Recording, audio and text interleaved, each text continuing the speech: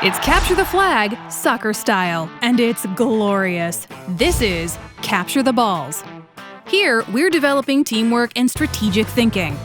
Use cones to set up a rectangular grid and use 4 more cones to create a square home base for every 3 to 5 players. Line up all your balls down the middle of the grid. Here's how it looks. 3, 2, 1, play! Starting at their own home base, each team tries to get and keep the most balls before time runs out.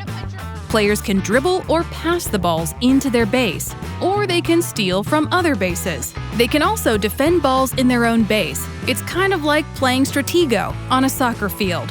Remember that one? Yeah, you do.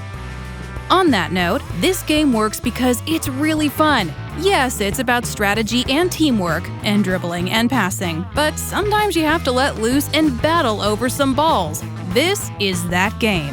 Coaches, make sure to count down before the game ends. That's just good manners. After each round, encourage teams to go to their bases and come up with a game plan for the next round. So how about I'm the person who's getting all the balls from there and passing it? Remember, win the ball, go for the steal, protect your base.